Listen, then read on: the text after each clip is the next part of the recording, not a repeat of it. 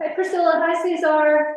We will get started in just a few minutes. We're just waiting on Councilwoman Anthony. He's stuck in a little bit of traffic, so I just wanted to make sure that you knew we see you and we're gonna get started in just a minute.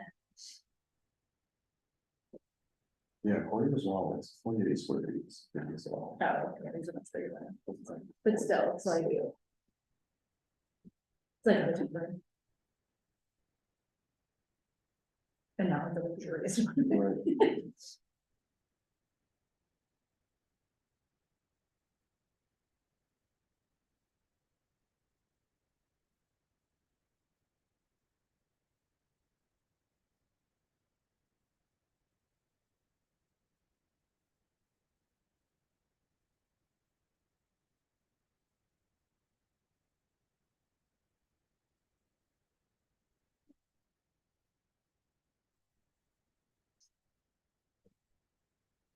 Hmm. Yeah, I feel like it's better, yeah. Or I would have put it on. Yeah. You know, it really was like, you know, it felt like someone's like squeezing my brain and stuff like the worst. You know, they're in such energy and I just like couldn't get it. The Rebels was a really good nurse. Oh, he's like, this works for me. He's stay here. He's telling me. Oh. So we did have a chill science man. Yeah, if you're getting tired, go chill out.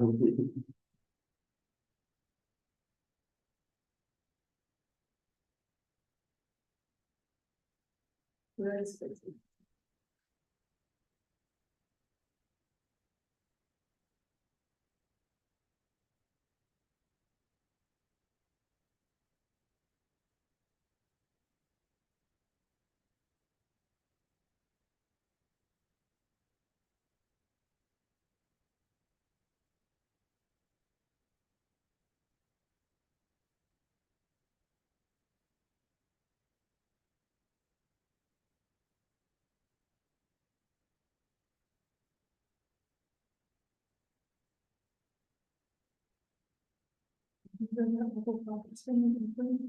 I sent up for scholarship for Firefly.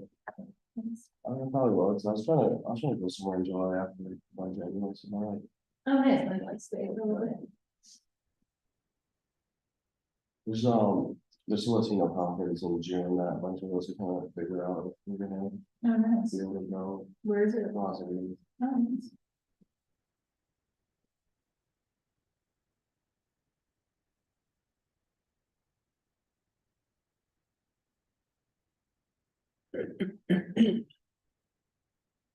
Then travel. Yeah, we're gonna go to Mexico in March. Yeah, with budget. Yeah, we go to tour with Scott's spring break, and then our friends teach at a different university, and it's spring break too, so they're gonna do this thing all together. Your friends will. Yeah, it's gonna be super much. It's like, Yeah.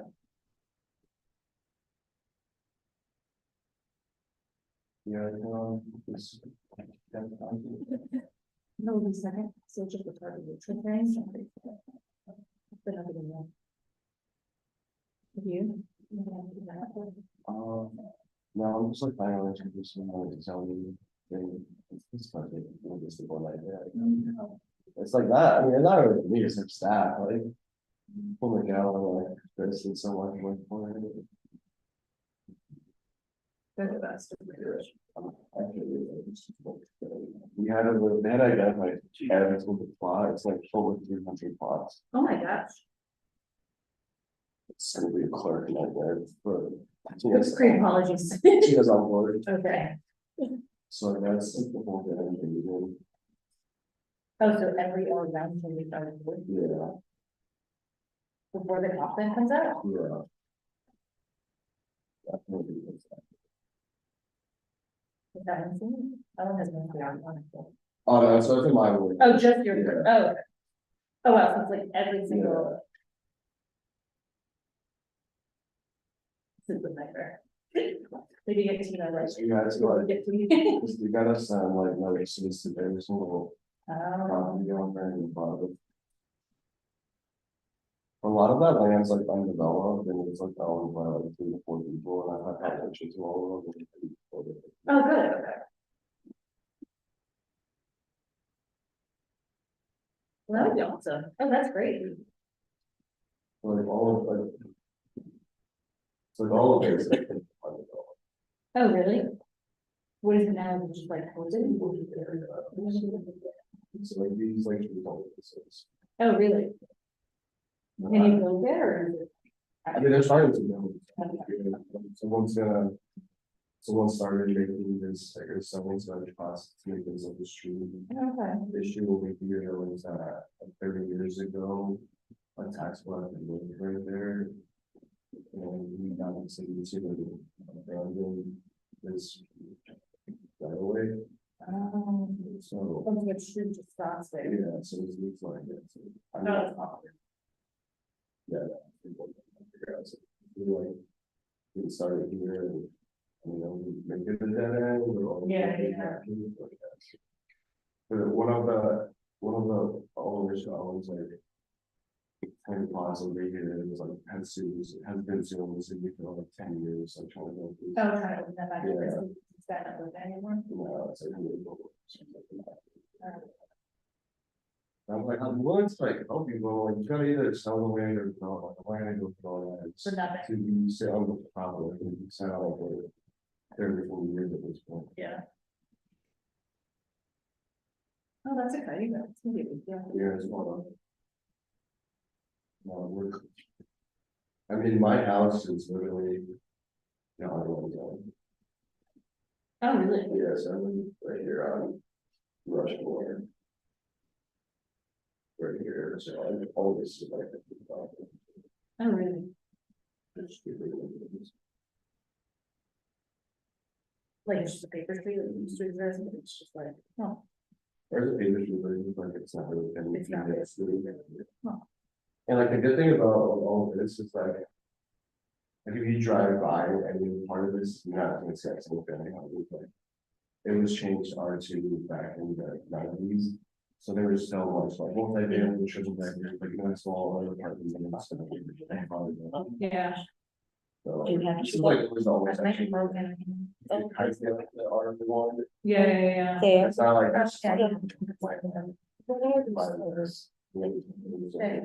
What's this? How much do you have left? And it's not like what's these like that, you have to manage or something. Yeah, I mean, that's like a conversation that I want to bring up to is like, we're not forcing people to build and. Yeah. That's over to find it. Oh, there's other things down here. Councilwoman Anthony, I'm sorry, that's my PG is wrong. Oh, my goodness. Yeah. Getting there. Yeah, that's great getting there. Getting back though. Yeah, but that's great. Oh, I'm experiencing what everyone is doing. What's it doing? Okay, should we get started? Sure. Yeah, let's do it.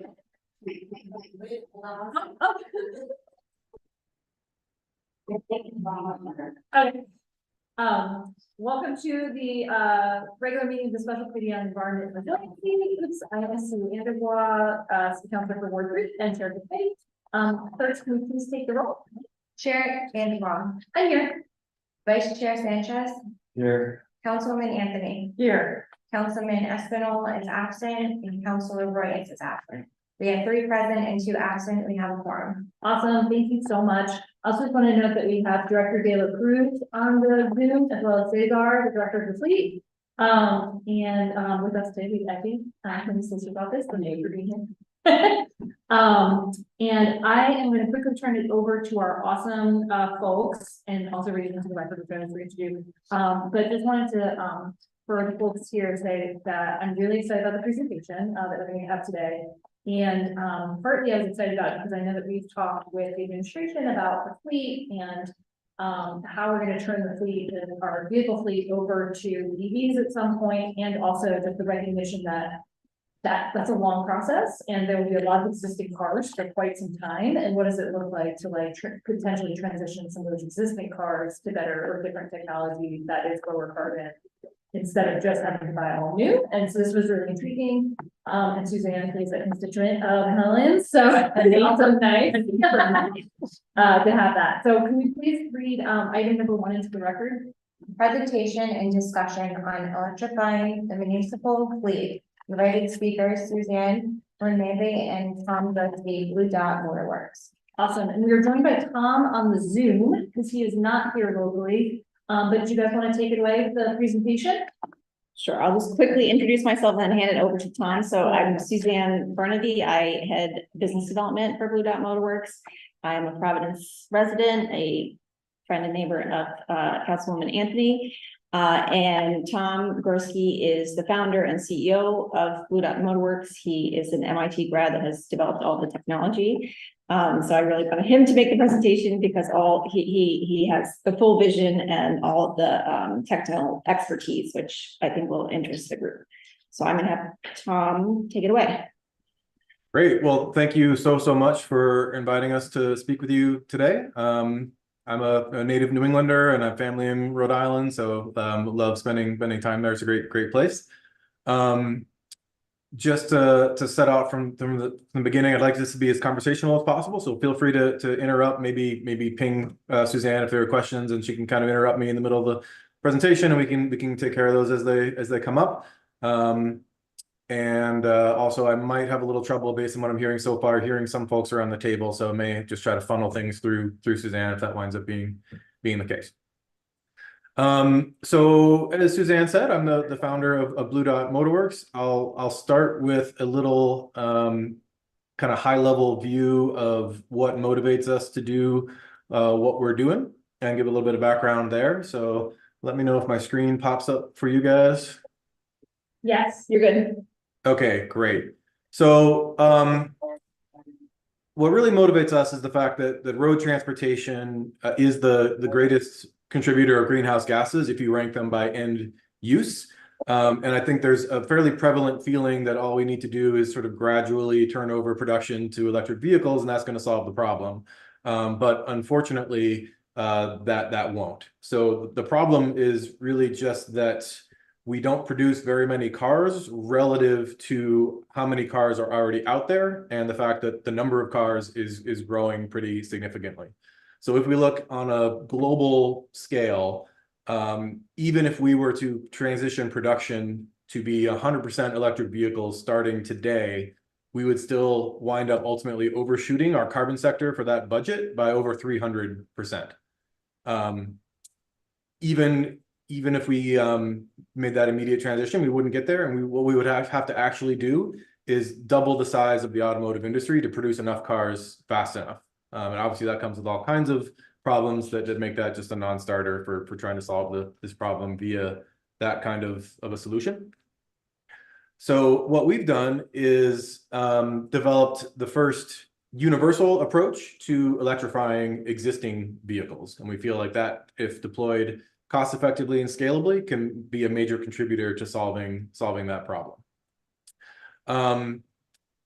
The technology we employ is by converting vehicles into plug-in hybrids. And just to make sure that we're all starting on the same page, plug-in hybrid is basically an electric car that has a typically much smaller battery than a normal fully electric car would have, but it also has a gasoline engine that can provide power when necessary. So the basic idea is that you can do the bulk of your daily driving on electric power, but then you can fall back on that gas engine when you need longer range or extended capabilities like towing and things like that. So to give a sense for what the challenge can be at a more local level, this is the analysis I did of Washington's fleet of vehicles. So not just the state vehicles, but all private light duty vehicles in the state of Washington, which is where I'm calling into you from today. Now, if you look at the upper left graph, this shows what happens under an advanced clean car 2 scenario, which is the legislation that was put forward originally in California, and several states, including Washington, has adopted. And it basically says that you have to ramp down gas vehicle purchases as a percentage of the sales every year, and ramp up electric vehicle purchases on a given schedule. So Washington is considered kind of the standard advanced clean car 2 approach, which is phasing out gas cars by 2035, and also a more aggressive approach, which is 2030. So if we look at that graph on the upper left, it basically shows that if we hit those two targets, so you can see in orange, the number of gas cars sold per year does come down over time, either hitting zero either in 2030 or 2035. The number of electric cars goes up over time to become 100% of sales.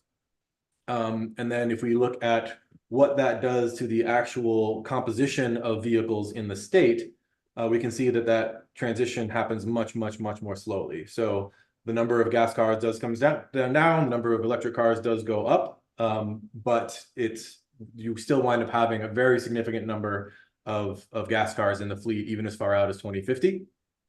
And now if you take that fleet makeup and calculate what the resulting emissions are based on how many gas cars you have on the road and how many electric cars on the road, that's shown in the graph on the lower left. So the emissions do come down, but not nearly as steeply as we would need them in order to hit our climate targets, which is shown on the final graph on the lower right. So that's basically if we assign a carbon budget to the automotive sector and say what sort of equivalent global warming potential does that equate to if we have a certain number of emissions over a certain time period, then under both of these scenarios, we sail right past a 1.5C carbon budget. So that's the amount of carbon that would be required to stay under in order to keep global warming to 1.5C. And if we were to extend this out further beyond 2050, we'd see that we do exceed a 2C carbon budget as well. And I think everybody agrees that 2C is basically synonymous with climate catastrophe. So what this points pretty clearly is that on the scale of a state, just relying on a very rapid transition of sales to electric vehicles does not achieve our climate targets. And no matter what scale we've looked at this, all the way from global, all the way down to municipal, that winds up being the case. There's only a few examples maybe in the private sector where fleets are turned over very rapidly in like a 5-year cycle that you can actually use this type of approach to hit our most aggressive and necessary climate targets. So our solutions are basically. Tom, just quick question here from Councilman Sanchez. Just for my own clarity, what does ICE phase out stand for? Internal combustion engine. Internal combustion engine phase. So that's just another word for gas. And a question from Councilwoman Anthony. Yes, please. Can you just go over the top right graph and tell me what this is again, right here? The top right. the top right graph, Tom. Yeah, so this is showing the composition of vehicles in the state of Washington under the Advanced Clean Car 2 sales scenario. So the total number of vehicles is increasing in Washington just because mostly because our population is increasing at a pretty decent clip. So the total number of vehicles is going up. And if we hit those Clean Car 2 sales targets, then the number of gas cars on the road goes down, but very slowly as the number of electric cars on the road go up. Thank you, that's good. Yeah, go ahead. So like an ideal world, like which one like would we be shooting for? So in an ideal world, Tom, what does the picture look like? In an ideal world, that orange line would be much steeper downward. So you would be taking gas cars off the road much faster than winds up happening if you're sort of using new vehicle sales as your prime driver. And can I just ask one more question on your population growth in Washington? What is that looking like, just so we can kind of. Tom, do you know what the population growth in Washington? I'd have to go back and refresh my memory on what that looks like, but basically the solid gray line in that graph is proportional to population. Okay, thank you.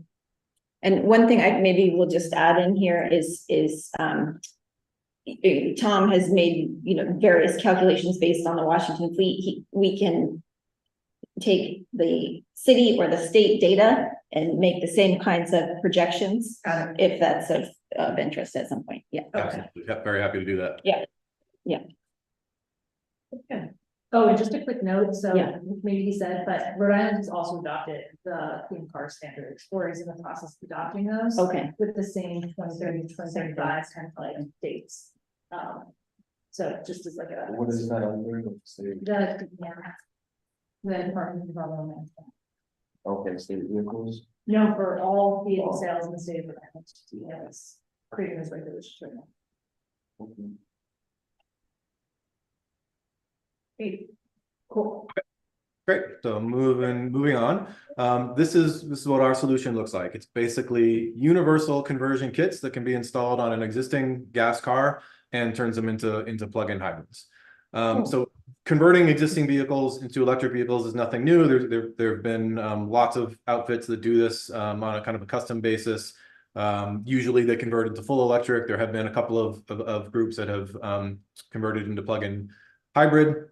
We have two product families. The product on the left we call the Narwhal. This is for vehicles that have a solid rear axle. So that's going to be pickup trucks, traditional SUVs, and rear-wheel drive vans for the most part. We have another product we call the Humpback. This is for essentially every other type of vehicle. We're going to market first with Narwhal. So if the one on the right looks a little bit weird to you, don't worry about that. That's not going to be what we're focusing on today and in the coming years.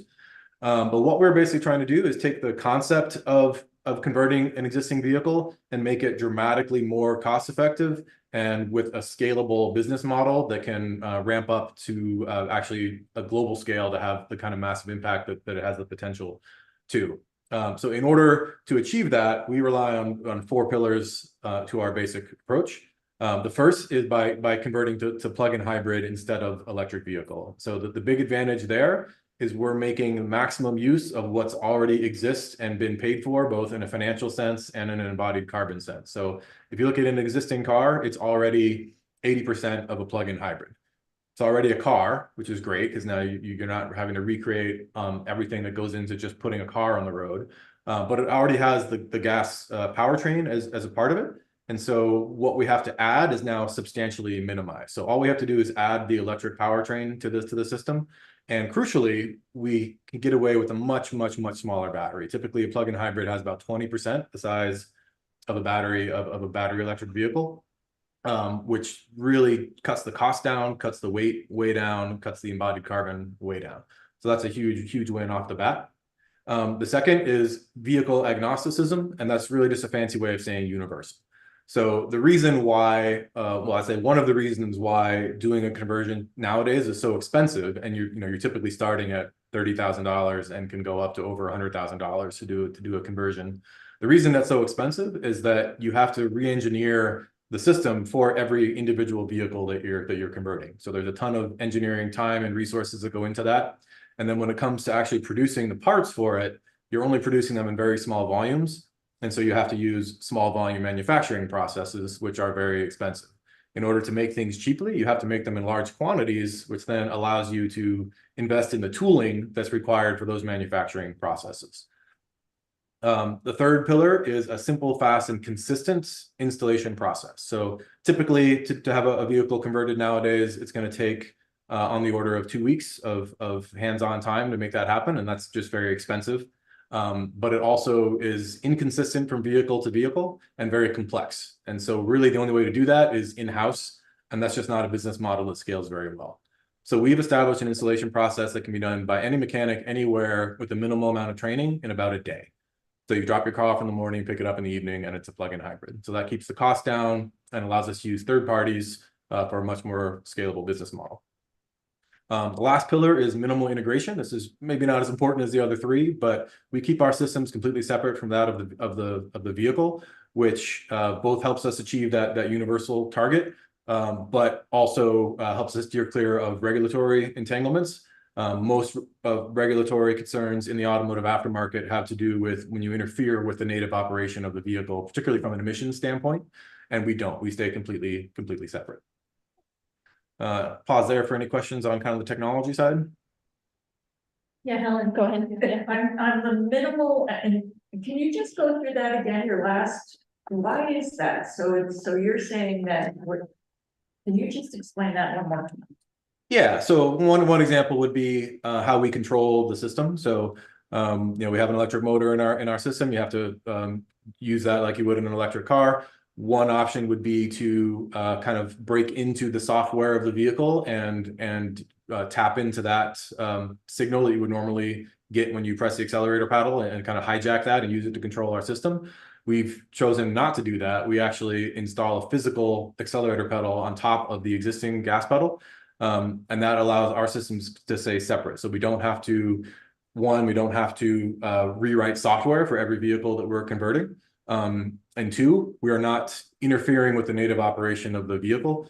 So a lot of regulations in the automotive aftermarket, if you're doing anything that has the potential to interfere with how the vehicle's emissions control systems, for example, operate, now you have to jump through a whole bunch of hoops. You have to get it certified, and that becomes very expensive, very time consuming. So we steer clear of all of that by keeping our system completely separate from that of the vehicle. And may I just ask a follow-up, if for some reason you had to take to take it back out, the electric system that you're putting in, is that doable? Yeah, absolutely. And that's essentially what our service model is based on. You can literally return the vehicle to native operation by removing about 8 bolts and putting a single part back in. And now the car just operates as it normally would, as if our system wasn't even there. You can also move the unit to another vehicle. So if you retire a vehicle, you can reuse the same system on a different vehicle. Yeah. Go ahead. How old of a car could this technology be used on? How old of a car, Tom? Yeah, there's really no floor. Certainly from a technological standpoint, there's no floor. In fact, a few things get a bit easier the older the vehicle is. The only real limit would be economic, but again, because as Suzanne said, the system can be just transferred from one vehicle to another at minimal additional cost. There's really no sense in not converting an older vehicle. I think when in the fall, we met with Kevin Croft and Cesar Teo, the fleet manager. And so we learned a little bit about Providence's fleet and the age of the vehicles. And I think there are 1 or 2 vehicles, I think Cesar's on here, he can correct me if I'm wrong, that are like 1970s vehicles still in the fleet. So yes, there is a broad spectrum of vehicles in the Providence fleet that our system would work on. I think he said of the 740 vehicles in the fleet, 20 are EVs. So that's like a less than 3% electric. Okay, and even the oldest vehicle, we Yes. can do this too. Yes, Okay. as long as it has this, he said the solid rear, it's mainly designed for like pickups, SUVs and vans, but that also sounds like most of what is in the current fleet. Okay, thank you. Yeah. And Suzanne, oh, Yeah. sorry. No, go ahead. I was gonna say for the plug-in part, because if it's a plug-in hybrid, what Mhm. kind of plug are we looking at? Is it? So yeah, just a standard plug. Just a regular? Yeah, it doesn't need special charging, and I think, so, the idea would be the vehicle is returned to wherever its location is, and it's charged overnight, and then it's ready to go for the next day, yeah. Yeah, and we're worth stating that one of the advantages of a plug-in hybrid over a battery electric vehicle is that you can get away with level 1 charging very, very easily.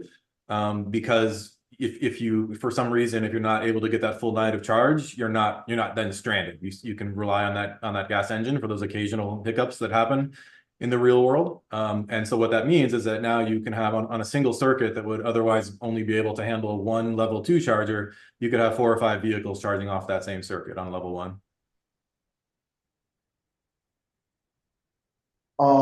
I think I don't want to get too ahead of myself because I think we're going to talk about it on the next slide. But where does this technology go in the physical?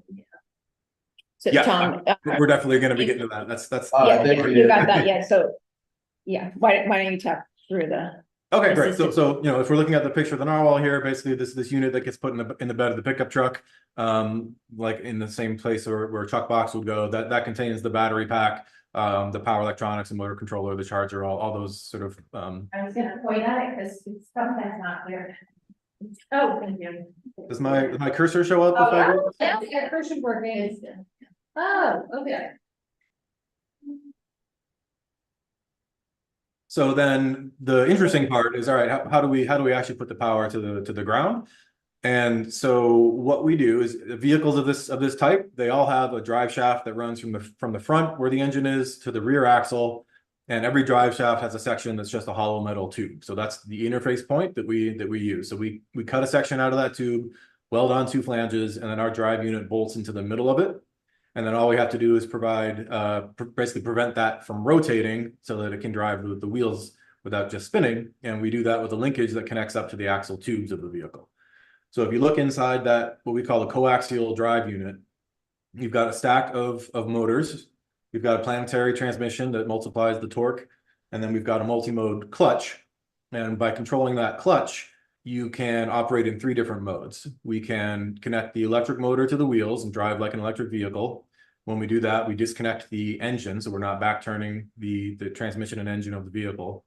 We can connect the engine to the wheels, and so you're just operating like you normally would with the vehicle. And when we do that, we disconnect the electric motor so that we're not creating any extra drag on the system. And then we can also operate in a generator mode. So when you're stationary, we can connect the engine to the electric motor and use the whole system as a generator. So if you're trying to do power a job site or backup power or whatnot, now your vehicle becomes a power source, just like the Ford F-150 hybrid does. Pause here for the technically. Yeah, one more question. For the location, so if it's in the bed of the truck, does there need to be, maybe this is a dumb question, but. Dumb question. Yeah, does there, or counselor, does there need to be some sort of like cushion? Cause if they're using the bed of the truck to like throw rakes and lawn equipment and like blah, blah, blah, all this stuff, like, is there a danger of like breaking? Yeah, Tom, do you want to just address the question of Yeah, impact? so basically the housing of that unit is hardened and is kind of, you know, impervious to anything but, you know, probably getting crushed by an excavator. Oh, okay. And how wide is it? How wide is it? I like, Yeah, so The- it'll depend on the vehicle category. So this system will be available in sort of small, medium, and large sizes. So depending on the category of vehicle, and I think I'll get into this a little more later. But you know, if you're a mid-size pickup truck would have a smaller, narrower unit, and then a heavy duty pickup truck would have a larger, wider unit. Okay. So it's always going to be about the bed width.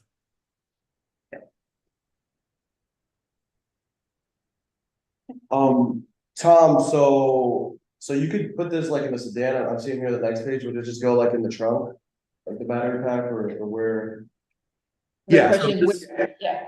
For a sedan, you would use our other system, which we call the humpback. So that delivers the power differently, and in that case, the battery pack would go in the trunk. For any vehicle, there is also the option to put the battery pack on a trailer hitch receiver. And one of the things that lets us get away with that is the type of battery we're using. So we're using lithium iron phosphate batteries, which are different than what's in most electric vehicles. They don't experience thermal runaway and the same kind of fire risk that a traditional electric vehicle battery does. The downside is that they're a little bit bigger and heavier, but they're intrinsically safe. Much safer than, say, having like a landscaping trailer or something like that, where you've got exposed gas cans and gas tanks and whatnot.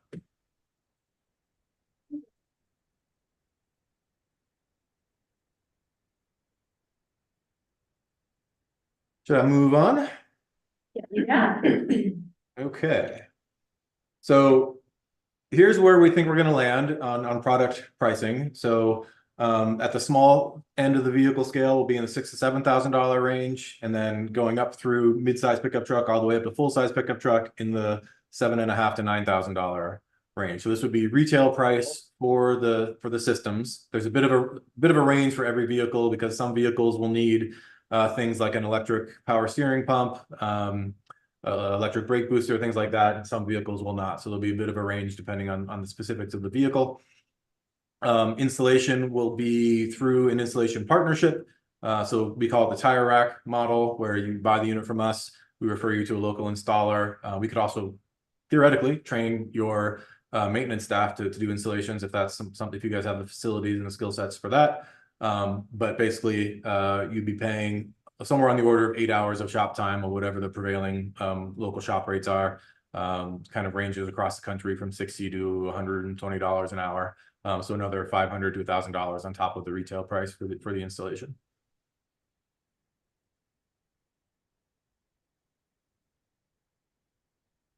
So coming down to a bit more of a local scale. This is our very first pilot customer to sign up for our pilot programs. This is his name's Jonathan. He's the sustainability manager for the Richmond, British Columbia School District. He reached out to us and explained the pickle that he's in, which is that they have a fleet of vehicles, mostly pickup trucks and vans that are used by their tradespeople, 59 vehicles total. And they're under a provincial mandate to cut their emissions 40% by the end of the decade. When they ran the numbers on what it would take to achieve that by replacing their existing vehicles with the electric equivalents, it just completely blew their budget out of the water. It was a complete non-starter. So they provided us with all their fleet data, basically what their vehicles are, how much yearly mileage they experience. And we were able to calculate that if they converted their entire fleet with our systems, they would cut their emissions by 65%. So they dramatically exceed their mandate. And largely because their fuel prices are a bit higher than what we get in the US, and their electricity is pretty cheap, those systems would pay for themselves in about 2 years, and they'd be saving over $100,000 every year after that. So lifetime savings for doing this conversion would be over $1 million. So the savings always depends on local factors like gas prices and electricity prices, but in almost every scenario, you're going to see a very attractive return on investment. Even if it pushes out to 5 years or so, that still makes it so that if you finance the product, you'll be cash positive from day one with no out-of-pocket expense. Any questions there? Yes. Just for the, on the case study, so is this something you've done? You've completed this work on the 59 light duty vehicles? No, so they've signed up to purchase two units for a pilot program, and that's one of the things we want to talk to Providence about. We are on the order of 15 months away from having those units available for testing. But we're trying to line up customers now, both to help with the fundraising that's necessary to get those pilot programs and prototypes built, and then demonstrate the market demand and then all those things. And so I'm sorry, just in terms of the financing, for this case study, so would it be once they sign up, do they pay up front? Is that how this works, or how does the financing work? Yeah, there's always an option to pay up front. There'll also be financing available through third parties. Really just depends on what makes most sense for the customer.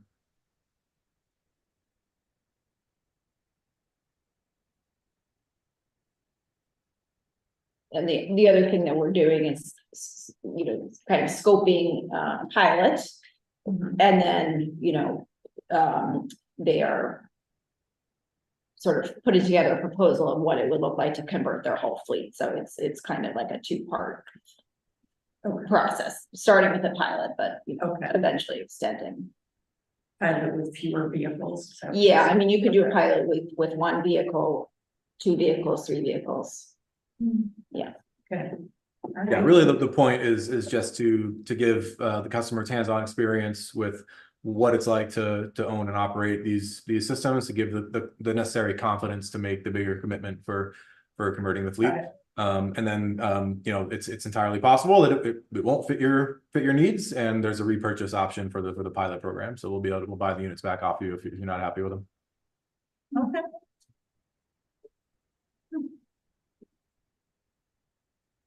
All right, so that's about all I've got to cover today. Like I said, we are seeking customers for these pilot programs. Typically, you're going to reduce fuel usage on a given vehicle by 70 to 80%. Providence is a pretty small town, so you actually fit the plug-in hybrid use case very well because you're not doing hundreds of miles a day. You're kind of naturally geo-fenced, so you likely will have a very favorable use case for a plug-in hybrid. We also extend the life of an existing vehicle and reduce maintenance costs. You're putting far fewer miles on the engine. We do regenerative braking, so you're not using the brakes as much, so they'll last much longer. And then if as part of your kind of environmental strategy is to perform full life cycle analysis, that's when we really start to shine, because now you've completely avoided all the upfront carbon that goes into producing a brand new car. For example, if you're talking about a car that wouldn't have otherwise been produced, It takes about 6 to 8 years of driving an electric vehicle before you break even on the carbon that it took to produce it. So it's a huge win there. So I'll pause and take questions. And Suzanne, if you want to lead the discussion. Awesome. Thank you, Tom. I really appreciate the presentation. Do other counselors have more questions? You have No, thank you so much, Tom. To be honest, I had no idea what was gonna be in front of us today. This was a very pleasant surprise. Awesome. How long have you been working on this technology? Too long. So I started working on this technology in 2015, but it was a bit of a side project until about 2019 when we kind of went into full-blown startup mode in 2019. And is this technology out there already or what? So we have road going prototypes of both of the product families that we showed, the Narwhal and the Humpback. In terms of product development, they're somewhere between a proof of concept and what we would call an alpha prototype. So we use them on the roads. So we're using them in a real world environment. They've demonstrated the feasibility, practicality, usability, all that of the technology. They're defeatured based to compared to the final products. They don't have the bells and whistles and the fancy user interface and that sort of stuff, which is the next phase of development for us. If you go to actually that link on our website, there's a video of the prototype. So it's like, definitely keep in mind, it's a prototype. Tom made it by hand in his shop, but it works and it's on a car and it's driving and you can see how the system works from the user perspective as well. Do you guys have a lot of competitors in this space? Are there other people or companies that are making? Yeah. So as Tom said, there have been companies doing, conversions for specific makes and models, so there's companies that do, like antique cars or like Porsche 911s or, they run literally in the hundreds of thousands of dollars for these kind of niche conversions. There was a company out of Boston called XL Fleet that was kind of going after a similar market in that they were also looking at fleets, municipal fleets among them. But what they were doing was taking new cars off the lot and converting them. And the price point on those was between like $20,000 and $30,000. And they just didn't get product market fit at that price. And they closed that business. Yeah. So at the moment, there aren't like real. I mean, there's people trying to do similar things for similar types of vehicles. Like you'll see, specific vehicles. But the idea of doing a universal conversion is, as far as we know, unique. And Tom has patented it as well and gotten quite broad coverage. So yes, at the moment, we're the only ones doing it in this way. Anything you want to add to that question, Tom, about competition? No, I mean, I think you covered it. Really, it's that universality, that being able to mass produce in a factory at dramatically lower price than anything that's been done before, and then that installation process that's scalable and cost effective is what sets us apart. And I think it's been a very tough nut to crack from a technical standpoint. Gone through lots of iterations, banged my head against the wall a lot. But now that we have this solution, we're really excited to get it out there in the world. Are you targeting certain municipalities based on size or? Well, are we targeting certain municipalities? I mean, we would talk to any municipality that would like to talk to us, but since Tom is based on the West Coast, and there's, fewer weather considerations and that kind of thing, that's sort of the starting point, and British Columbia, but really, honestly, I think Rhode Island is kind of an ideal location because we do have the act on climate, we have the mandate. We, as far as I can tell, don't necessarily have the plan in place to meet the targets. So I would think that we would be looking for solutions to help chip away at the different sectors. Yeah, I think it was super important that he noted that Providence is 20 square miles, so I mean, we would go. Yes. It would make sense for us. Yes. Cars on travel. Yeah. And Acton Climate currently has like almost no transportation solutions built into it. It's like they're working on a lot. Anyway, the state has other solutions they've been working on, but transportation is not one. Yeah, instead of just like becoming and like Yeah, it's going the wrong way. So actually, I see that Cesar's still on. I don't know if you wanted to add anything, Cesar, based on our earlier conversation or your perspective. Yeah, Cesar, you're going to become a panelist. 1 second. because he has the best understanding of what our fleet looks like.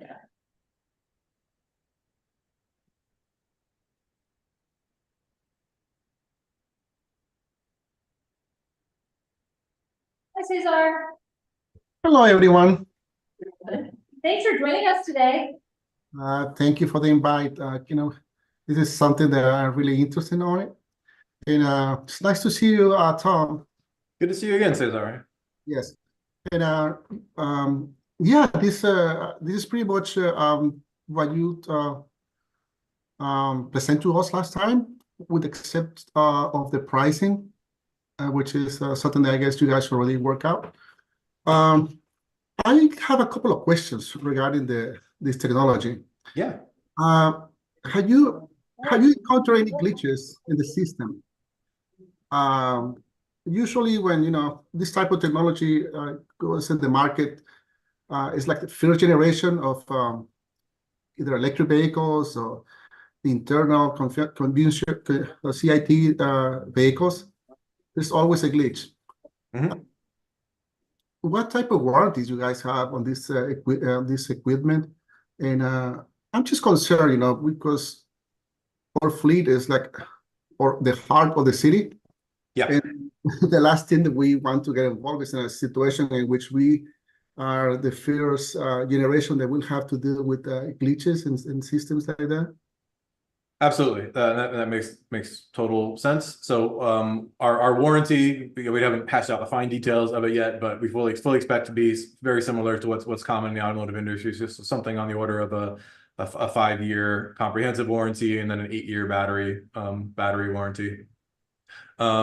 As far as glitches go, as I mentioned earlier, it's very straightforward to revert the vehicle back to its native operation. And so kind of the worst case scenario would be, you remove that drive unit from the drive shaft. We'll provide essentially a dummy unit that you just bolt back in place of where that drive unit was. And now it's just as if you had a conventional drive shaft in there. And so now you can continue to drive the car.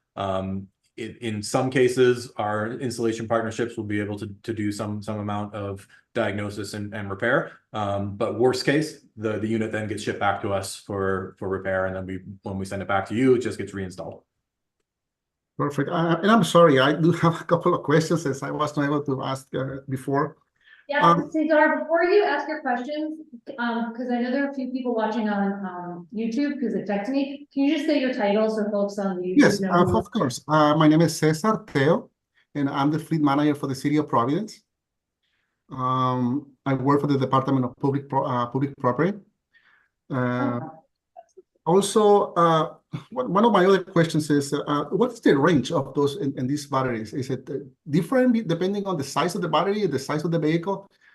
Yeah, so we match the size of the battery to the size of the vehicle. So there will be essentially small, medium, and large units depending on the size of the vehicle.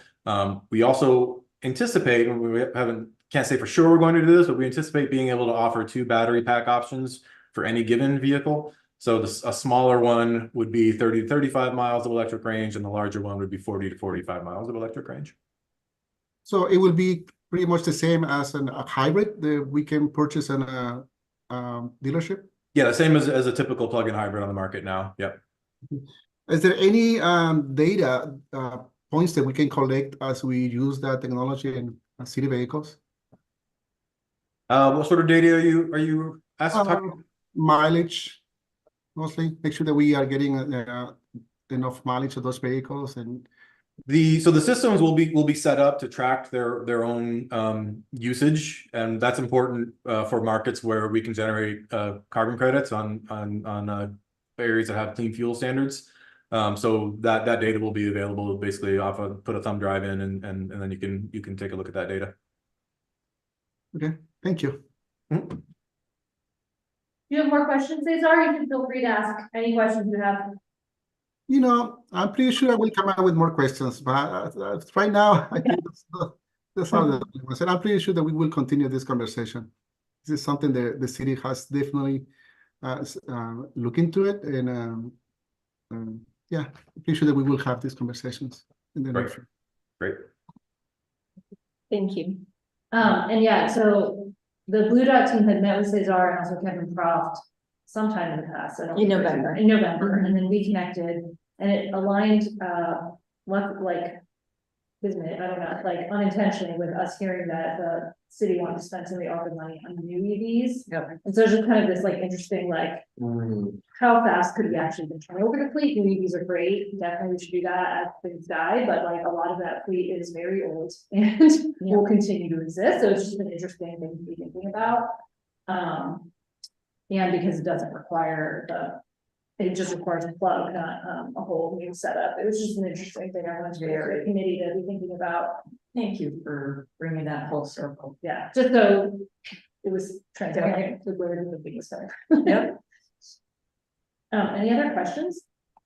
That was great, yeah. Very interesting. One learning. Thank you so much, Tom. Oh, my pleasure. And you guys ask great questions too. It's much better than investors usually ask, so good for you. Really? We have a secret talking with Miguel. Cars. Are you a car guy, Mia? Oh, I like antique cars. Uh-huh. Yeah, so I'm like, oh, I'm a 1993 Yeah. Lincoln Yeah. Jump car. It's a lower. Cause I do feel bad with like how much like emissions it does, like, Mm-hmm. it's cool to see there's options out there, Yeah. Didn't know. Thank you, thank you. No, thank you. And any final things for you guys that you want to end with or share? No, I think a couple of possible follow-ups would be if you have data on the composition of the city fleet, like what types of vehicle types there are, the numbers, the age. We could, do some projections about the, potential cost savings that we could provide over time. Yeah. That's one thing. And then, sort of our goal is to line up letters of intent from municipalities who are interested. And like I said, it could be for one unit, and I know that some, I think under $10,000, maybe there's a different purchasing process than over $10,000. I don't know this process, but you do. So even if it was just something to as a starting point, we're happy to work at whatever level is comfortable for the city. Okay. Anything else, Tom? No, just, if I understand that, that data, you have to be careful not to be, showing any kind of preferential treatment. So anything you can do to, make that data publicly available would be great. If it can include, sort of mileage data as well, like, yearly mileage or fuel consumption or anything like that you have will just make the, increase the fidelity of the projections that we're able to provide. I think some cities just put that information up on a website publicly, so it's So then everyone has it. so that everyone knows. Yeah. Cesar, is that something, and I can follow up with you afterward, is that something we could get for the committee so that it's something that's publicly available and there's no preferential treatment? It could just be part of this committee's, like, if we could get a future presentation on that, or it can just be part of this meeting's, things that end up on the open meeting forum website? I can definitely share some of that information, but before that, I would like to have a talk with some of the members. Okay. Our fleet is very diverse, and the fleet serves multiple purposes in the city. And so there are some vehicles that we may don't want to share information on. Oh, great. Yeah, I would love to meet with you, Cesar. Okay.